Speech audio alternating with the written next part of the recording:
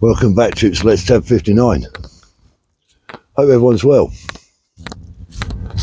So on the 25th of September 1983, out in Belfast, just outside Belfast, actually about 10 miles outside Belfast, 38 IRA prisoners escaped from what was considered to be the most secure prison in Western Europe.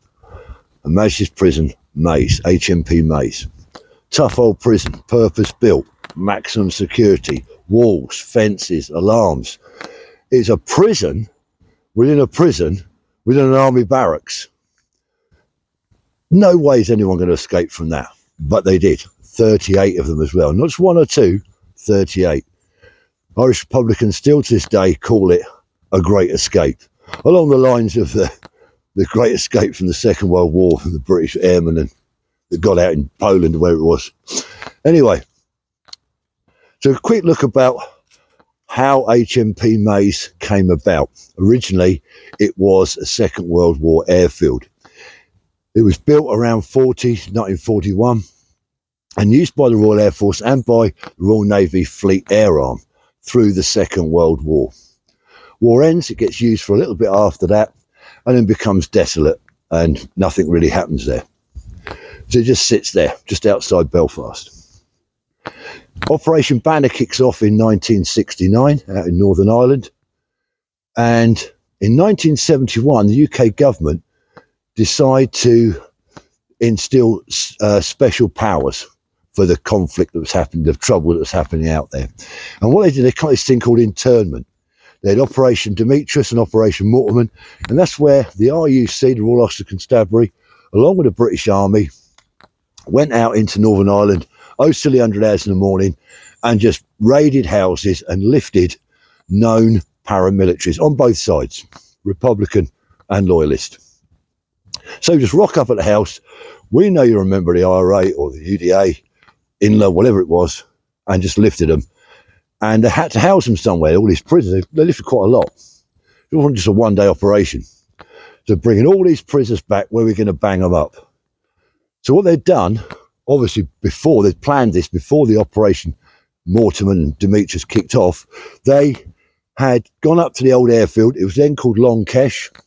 It was originally called RAF Long Kesh. They went up to Long Kesh, and there's Nissen huts up there on the airfield. So what they did is they put barbed wire, razor wire fencing around these Nissen hut compounds and kitted them all out, ready to receive the prisoners. And that's where they banged them up. And what they did was they'd use one compound, if you like, for UDA. So if you were arrested for being a member of the Ulster Defence Association, UDA, a Protestant paramilitary organisation, you were put in that compound. IRA, Irish Republican Army, bang, you're going in that compound. And that's what they did. All these different paramilitary groups got put into a different compound. Now, they hadn't been on trial, these guys that were nicked. There was no judge, no jury. They were just banged up with no release date. They just put in there, sort it out later. So these prisoners got special category status. What did that mean? Well, it meant they weren't treated as common criminals. They were treated pretty much, for want of a better word, or want of a better title, they were treated like prisoners of war. They got Red Cross parcels, they got food parcels, they had free association, they didn't have to wear prison uniforms. They would have parades. They had lessons on, it was a university for terrorism in a way. They underwent military training. They had structure. They'd get up in the morning, they would go for a run, maybe, do some sort of physical activity, potentially. They'd come back, have a bit of breakfast, have a shower, and then they would start lessons. They'd have drill or weapons training. I mean, they carved replica firearms so they could do drill. They had flags. They even made little drums and had parades, etc. It was all structured. There was an OC, there was a Sergeant Major. It was a training ground. And so they were enjoying that kind of status. And it was pretty clear that we needed something a little bit better than that to hold them in. So they started to build on the same site nearby to these Nissen huts, which got called compound long case compound prisons. They built these high security H blocks, called H blocks because each prison block was, if you look down from the sky, from the air, you'd see it was in the shape of an H. The four legs of the H were wings holding prisoners, and the central bar of the H going across was the control centre where that H block was run from by the prison officers, obviously. Now that H block, there was 8 of them in total. They're all numbered 1 to 8. Those H blocks each had a perimeter wire fence and a gate, one entrance, one exit out of that particular cell block, if you like. So that's quite secure. Then around all of the H blocks was another fence system with another gate, secure gate. And then outside of that was the wall, and there was basically the military controlled that. There were sangers along the wall overlooking the prison, and they were manned by armed soldiers. So it was a prison within a prison within a military camp. So now you've got this H blocks built. So as new prisoners came in, they went into the H blocks, and the government, the UK government, drew a line in the sand and said, right, anyone lifted after this date is going into the H blocks. They left ones prior to that date in compound maze. So now you had a mixture. You've got prisoners with special category, they're in the compound maze, and you've got the common criminals, if you like. They were paramilitary, they were treated as common criminals in the H blocks. And that system went on until the last prisoner left compound maze. That's the Nissen Hut side, and that was in 1986. But let's rewind back. You've got the split now. We're in 1983. People are in the H blocks, some are in compound maze. The ones in the H blocks obviously did not have this, was before 83. The ones in the H blocks did not have the special category status, and they didn't like that. And so they demanded political status. They went on the blanket. What did that mean? Well, basically what it was, they refused to wear prison uniforms and associate and do any prison work or anything like that. And so all they could do was wrap a blanket around them, and they lived with a blanket wrapped around them. They then started to refuse to slop out their shit buckets and started to smear their excrement on the walls to disperse it around their prison cells. It was minging. They called that the dirty protest. Didn't really get them anywhere. They didn't achieve what they wanted. After that, they had a bit of a rethink, and then they started the hunger strikes, and we all know about that. I'm sure most of you know about the hunger strikes that happened. And that went on for months, obviously, and unfortunately, some of these prisoners died, Bobby Sands being the most famous one. So after the hunger strikes had finished, everything seemed to settle back down.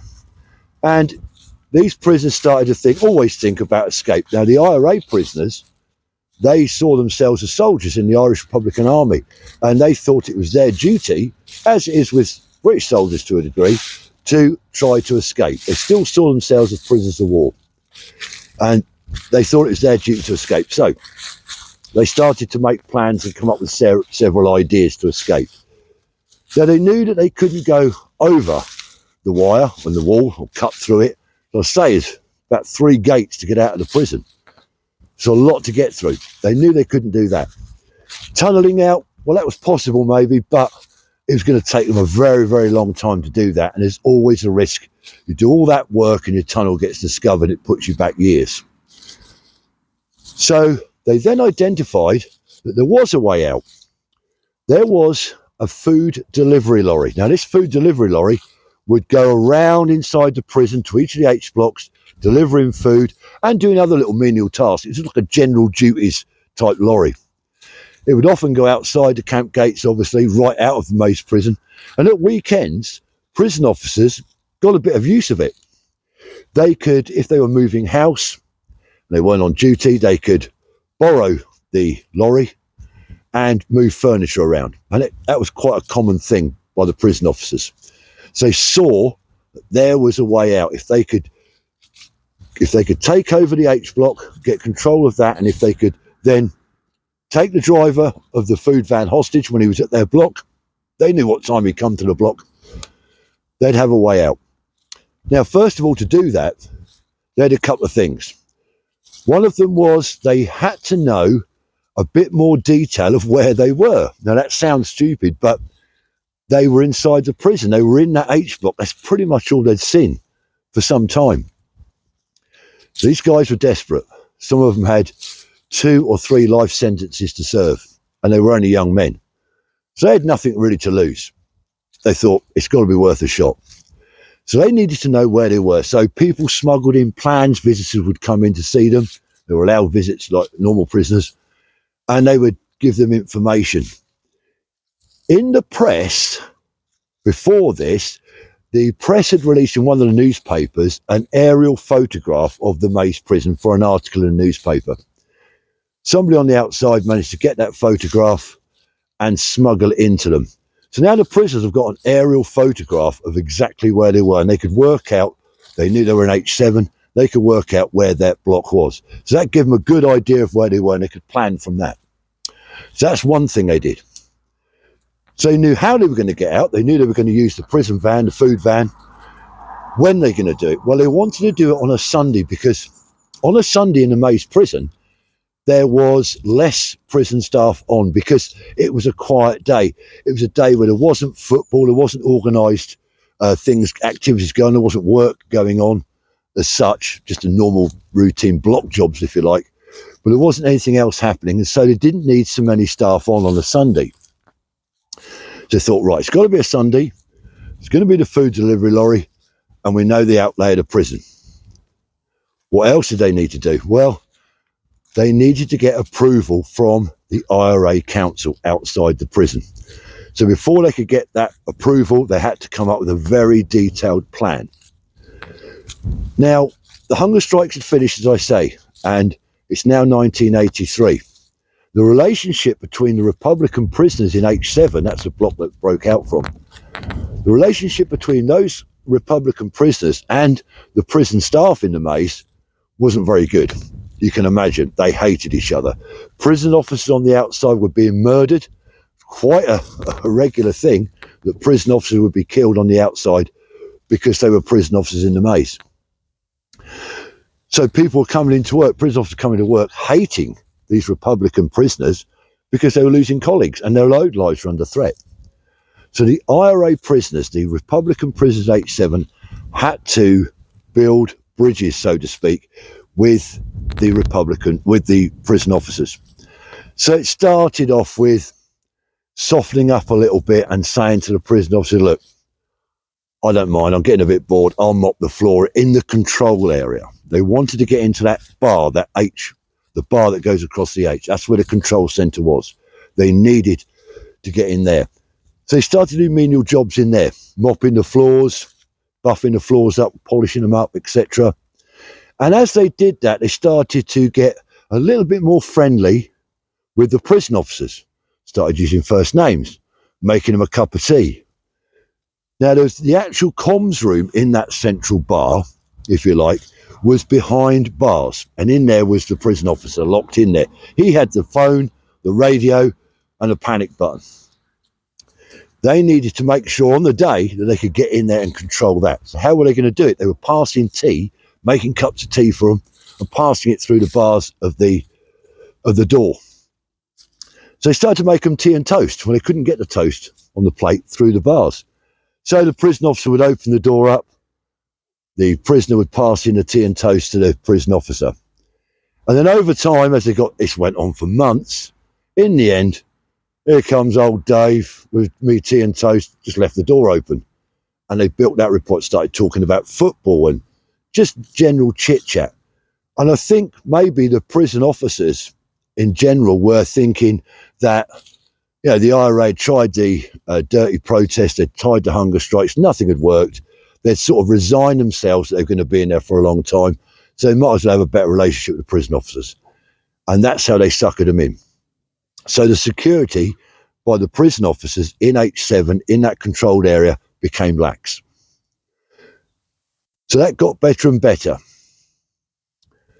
Everything's in place, but one thing they had to have, which they couldn't get, was firearms. They needed firearms to subdue the amount of prison officers that were in there.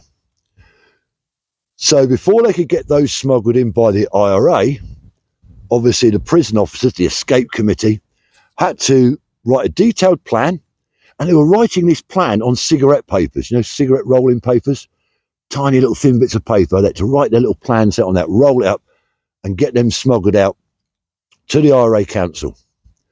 IRA Council read the plans, gave it the thumbs up and the approval, and then arranged to smuggle in 6 pistols, 6 firearms. How they got them in, nobody apart from them to this day knows. There's all sorts of rumours that maybe there was a prisoner officer on the inside. I don't know. They won't reveal how it's done. But they get the 6 pistols into the prison somehow, and they're secured away or hidden away by the prisoners in one of the storerooms where the prisoners get their blankets and cleaning products, etc., for their taskings. So the pistols are in there, the ammunition's in there, that's all good to go. They pick a date. I say a Sunday's a great day because it's a quiet day, it's less staff on. And they pick Sunday, the 25th of September, 1983.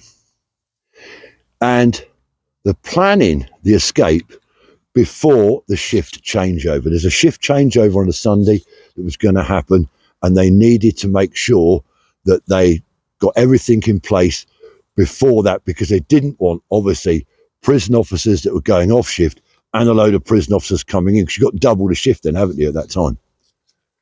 So that's quite important. And it all hinged on this food delivery lorry coming at the right time. On the day then, what did they do?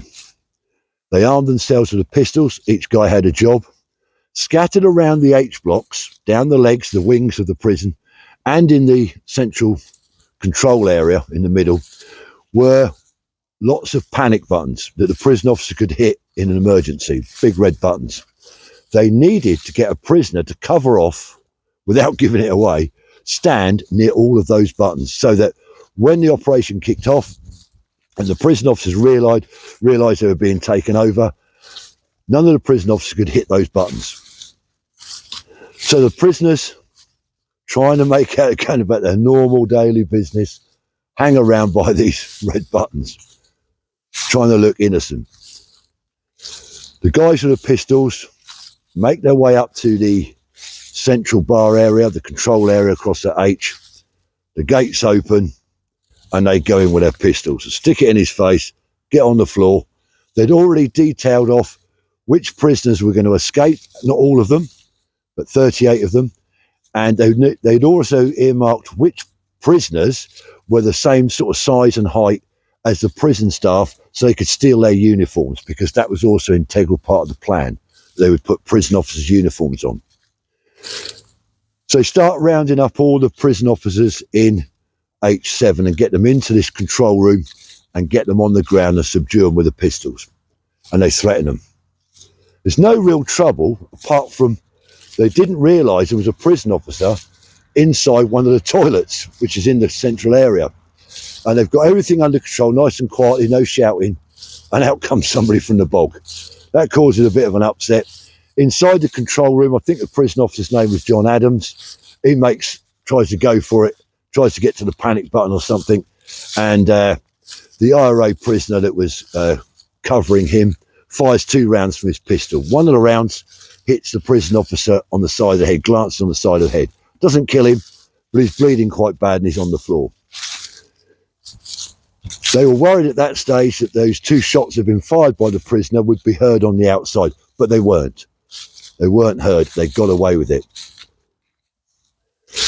So they've got everybody together. They swap in, taking the uniforms off the prison officers, and they make their way to the gate that lets them out, or the door, if you like, that lets them out of the loading door, out of H7, where the food delivery lorry is going to be.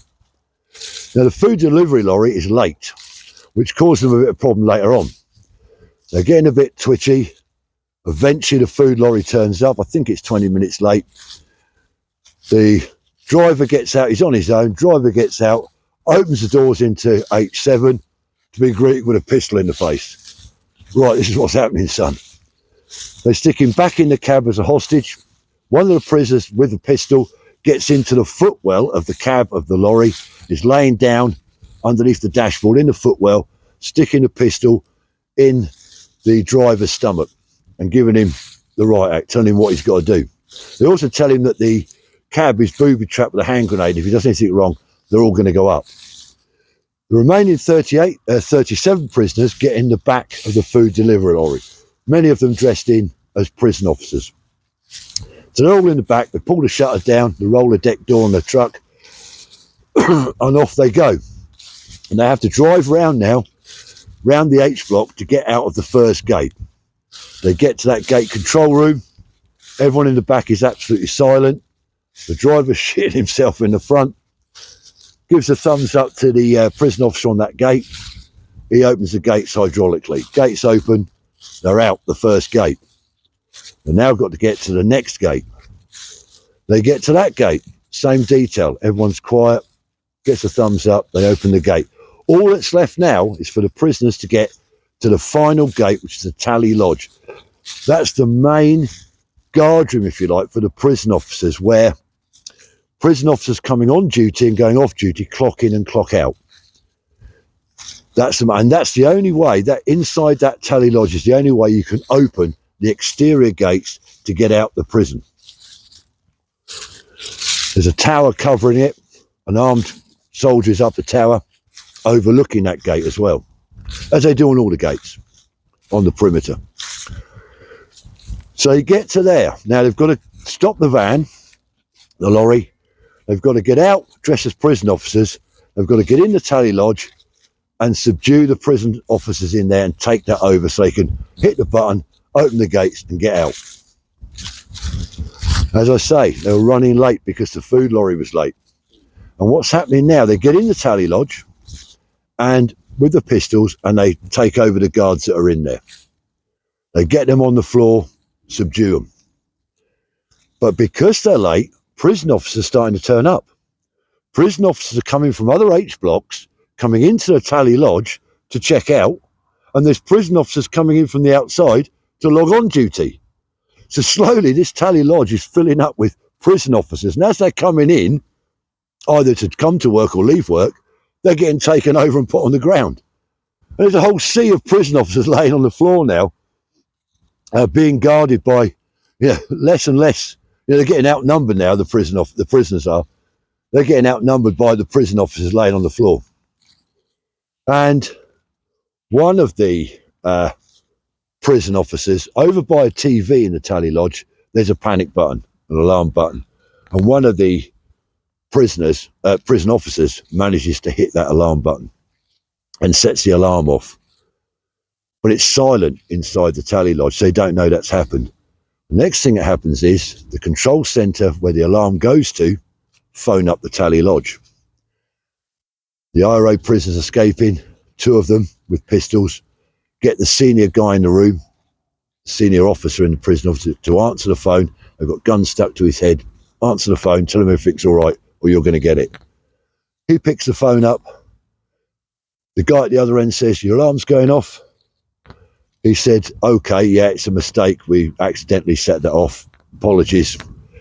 So the guy at the other end says to him, reset it. Now, the prison officer that's got the gun stuck to his head tries to warn them by saying, how do I reset it? Now, he knew how to reset the alarm. The guy at the other end says, you pull the button back out, you silly git. So it didn't work. The guy at the other end didn't twig that he was trying to tip him off. So the alarm's reset, and now it's just too obvious. A scuffle kicks off inside the tally lodge.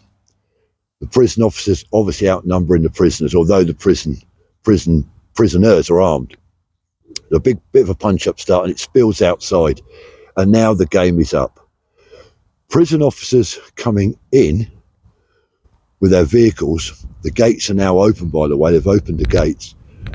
But the prisoners can't jump in the lorry, the food lorry, and drive out, because some of the prison officers, 2 of them, have driven their cars, their private cars, across the gates. So that's denying the van getting out. The prisoners escaping realise this and shout, "Every man for himself."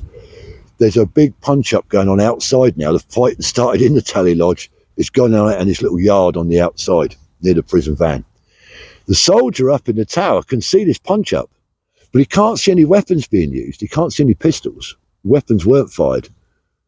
What he can see is prison officers fighting prison officers in his mind, because obviously the prisoners are dressed as prison officers. So he's radioed on his tannoy system from his tower saying, "Prison officers are having a massive punch-up here. Don't know what to do." Not realising it was a prison break. So anyway, the prisoners make a run for it. They come steaming out the main gate. A couple of them steal cars that are there, overpower prison officers' cars and get out in them. Some just make a run for it and just over fields, hijacking cars. Some take over a house. It's mass panic. And they get out. Now, within a couple of days, 19 of those prisoners, out of the 37 that got out, 19 of them are recaptured. Casualties? Well, obviously, it was a prison officer inside H7 that was shot in the head. He survived. It was a glancing shot. There's one prison officer dies. Now, he was stabbed, I believe, 3 times, but I think with a chisel. But he didn't die from that. He died from a heart attack. And other prisoners have been injured as well. I think one other prison officer had been shot. I think he got shot in the leg. I think he tried to pursue the escaping prisoners out the gate when they were on foot. And one of the prisoners turned around and fired a pistol and it hit him in the leg. Obviously, the security force had a contingency plan for a mass breakout like that. And as soon as they realised it had happened, helicopters were launched and also the army went out and the RUC started to put roadblocks in and start searching the countryside. That's how they picked up those 19 initially. A lot of the prisoners got away. Many of them got to South Armagh, where they were, I think about 19 of them maybe got there, I can't remember, got to South Armagh. And the RA basically said to them when they got down there, right, we can get you out of the country, or, you can carry on the fight, if you like, carry on the cause. And many of them did. And I think 2 or 3 of them were actually killed in action, so to speak, against security forces over the coming years through the 80s. 2 of them were picked up in Holland and extradited back. Some were picked up in Southern Ireland and extradited from Dublin. 4 later on, I think in the 90s, 4 of them were picked up in America and arrested, but out of the 4 in America, only 1 was extradited back to UK. The remaining 3 weren't extradited for whatever reason. So that was the big breakout. A massive coup for the Republicans, a big embarrassment for the UK government and Margaret Thatcher, etc. After that, there was other attempts at breaking out. I believe the first one was a UDA guy. A year later, 84, towards the end of 84, a Ulster Defence Association prisoner managed to jump in the back of a refuge lorry, a dust cart. But, as many of you will know, these dust carts have a mechanism that when you throw the rubbish in, a big thing comes down and crushes, presses all the rubbish down. The UDA prisoner died that way. He jumped in the back and obviously got crushed in the mechanism. So he died. I think it was in the later 80s, I can't remember exactly. There was a tunnel dug. A tunnel was discovered, again from H7, the same block that the big breakout came from. The tunnel was 12 metres long, and it was about 24 metres short of the perimeter fence. So it's quite a way to go, but 12 metres is pretty good going. It had electric lighting and everything. So we're having a go at digging, but it was discovered. And the final one was successful. A prisoner, there was a Christmas function going on where there was families, some females had come up, to visit their husbands, boyfriends, or whatever in prison, their sons. After the party, this particular prisoner had dressed up as a woman. He dressed up as a woman, and as they were all leaving after the Christmas party, he clocked on the back of them and got out that way. And he never got captured. He got away with that. He was given amnesty, I believe, in 2001. So he did escape. That was a successful escape. So that's the big breakout. There's lots on YouTube about it. It's very well documented. There's a very good one that's done by Morgan Freeman, the American actor. I think that's on Amazon. It might be on YouTube as well. There's also been a major feature film made some years back about the breakout, the Maze prison breakout. That's quite a good, that gives you a bit more in-depth view of what happened. But very embarrassing for the British, and a bit of a coup and a bit of a victory for the IRA. So that's it. Hope you enjoyed that one. There's lots more coming. If you're new to my channel and you haven't subscribed, please consider it. I'm not saying do it, I'm saying consider it. So that's it for now. For next time, troops, stay safe and remember, less tab.